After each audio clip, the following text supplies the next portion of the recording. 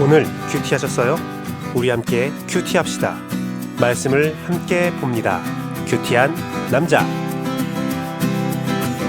오직 예수님, 예수 그리스도의 은혜와 평강이 있을지어다.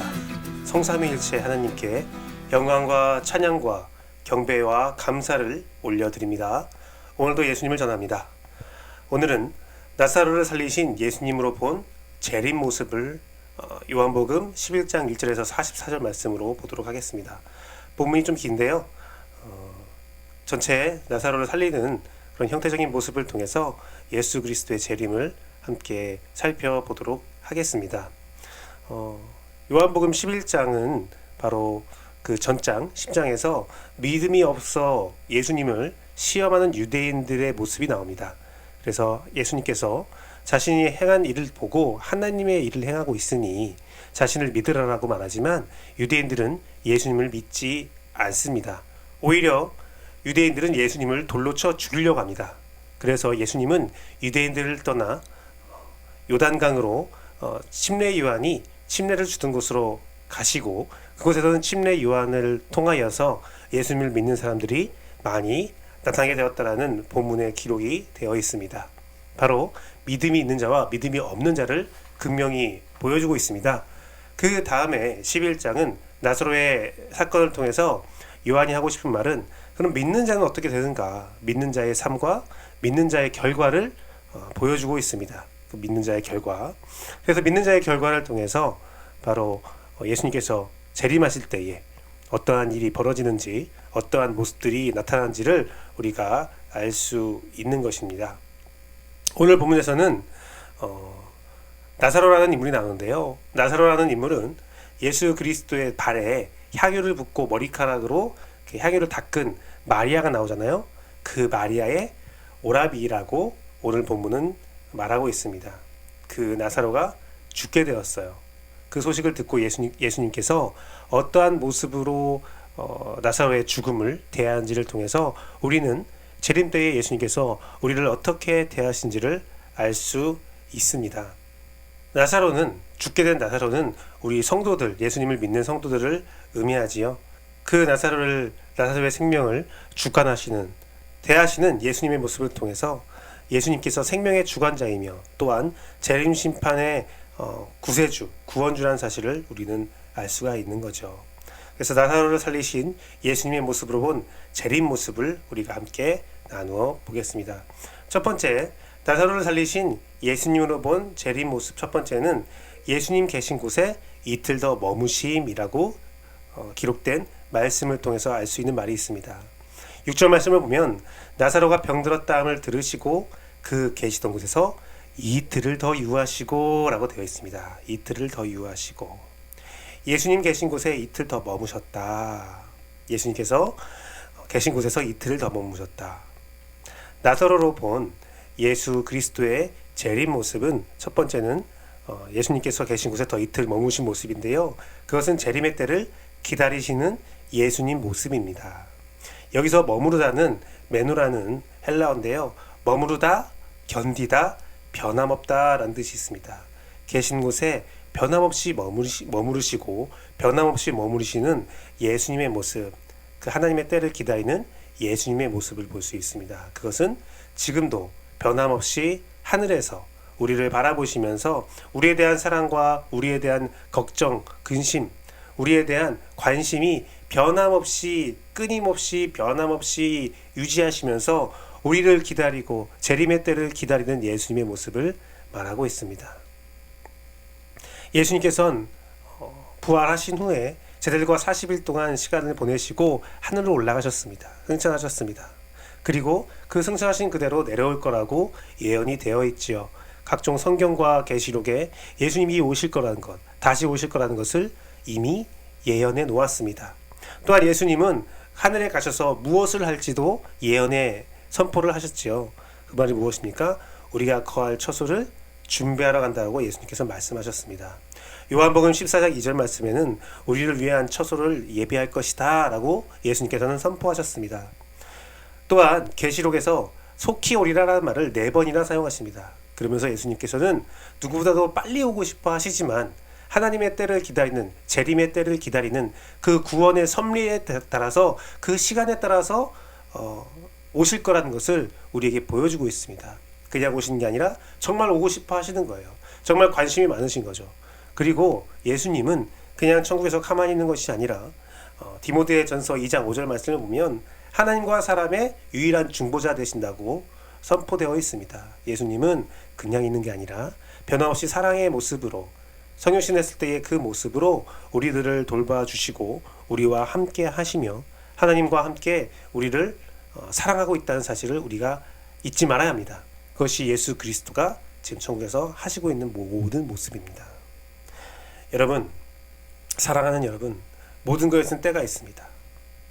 자연 섭리를 보면 하나님께서 모든 것에는 때가 있다는 것을 우리에게 보여주고 있어요.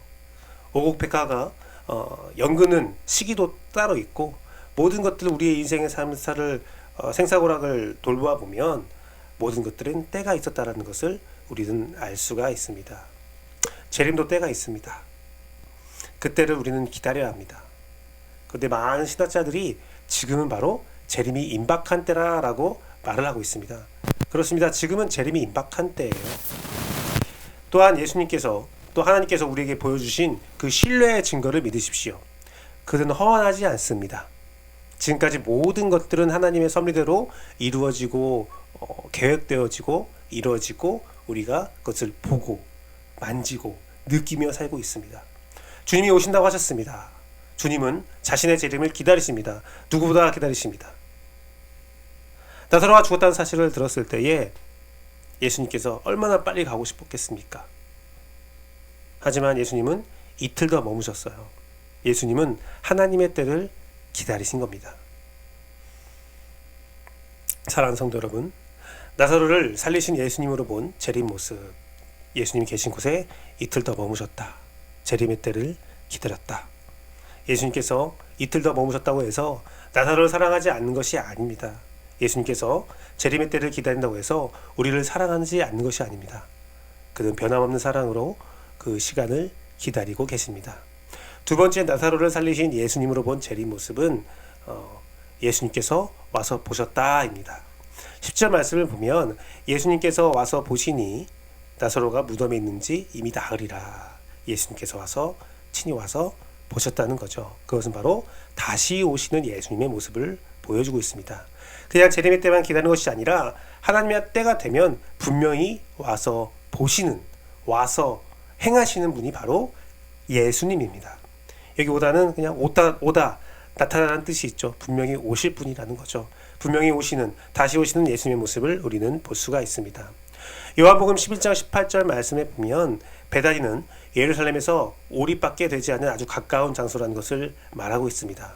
10장에서 이미 예수님과 유대인들은 한번 부딪힘을 받았고 유대인들은 돌로 예수님을 쳐 죽이려고 했습니다. 위험한 상황이죠. 위험을 감수하면서도 나사로를 사랑하시기 때문에 예수님께서는 오셨습니다. 또한 베단이라는 마을의 뜻은 고통받는 자들의 집이라는 뜻입니다. 고통받는 자들에게 집. 바로 예수님은 고통받는 자들을 위해서, 고통받는 자를 위해서 오신 것입니다. 계시록에 속히 오리라가 4번 반복되었다고 제가 말씀드렸잖아요. 예수님은 속히 오십니다. 그만큼 간절한 거예요. 우리는 모두 다 베단이라는 곳에 살고 있는 겁니다. 우리는 다 고통받는 곳에 살고 있습니다. 재림의 이때가 임박하면 모든 세상 사람도 고통받고 믿는 자도 고통받는다고 기록되어 있습니다. 우리는 이 세상에서 얼마나 많은 고난과 고통을 당하며 살고 있습니까? 이번에 신종 코로나도 굉장히 고통스럽고요. 경제, 사회, 문화, 삶 하나도 고통을 받지 않는 구석이 없습니다. 우리는 베다니에 살고 있습니다. 그런데요, 예수님은 그 베다니에 반드시 오십니다. 속히 오십니다. 오셔서 보십니다. 우리의 상황을 보시고 애통해 하십니다. 그러면서 우리의 모든 문제를 해결해 주십니다. 나사로를 살리신 예수님의 모습을 통해서 우리가 보고 있는 것은 예수님은 반드시 오신다. 그 때를 기다리고 계실 뿐이다. 그 때가 되면 예수님 반드시 오셔서 우리를 돌보아 주신다 라는 내용입니다. 주님이 나사로에게 왔을 때 마르다와 마리아 그리고 모든 자들은 눈물 흘리고 애통하고 있었습니다. 베다니가 되어 있었습니다. 진짜 베다니가 되었죠. 계시록에서 여인은 교회를 상징합니다. 교회는 마지막 때의 고난과 고통으로 눈물을 흘릴 수밖에 없는 곳입니다. 그것이 바로 하나님의 예언이에요. 안타깝지만 하나님은 그렇게 말씀하셨습니다. 교회에 슬픔이 있습니다. 교회에 환난이 있습니다. 교회에 고통이 있습니다. 마지막 때의 성도는 눈물을 흘릴 수밖에 없고 교회는 위험 가운데 직면할 수밖에 없습니다. 그러나 마틴 루터는 이렇게 말합니다. 그리스도의 재림은 승리의 재림이다. 승리의 재림이다. 이 사실은 나에게 세상의 압제를 이기고 천성을 향하여 힘있게 전진할 수 있는 힘의 근원이 되어준다. 사랑하는 성도 여러분, 주님은 재림의 때를 기다리고 계시고 또한 그 날에 반드시 속히 오십니다. 오셔서 우리의 고통받는 상황을 바라보시고 모든 것을 심판하시고 모든 것을 구원하십니다. 그 주님의 재림이 여러분에겐 어떤 의미로 다가오고 있습니까? 다시 오시는 예수님, 그 승리를 바라보며 천성을 향해서 전진하는 여러분이 되기를 간절히 바랍니다. 마지막으로 예수님이 나사로를 살리신 모습으로 통해서 재림의 모습을 보여주고 있는데요. 첫 번째는 예수님 계신 곳에 이틀을 더 머무셨다. 재림의 때를 기다리는 예수님의 모습이고요. 두 번째는 예수님께서 와서 보셨다. 다시 오시는 예수님의 모습이고요.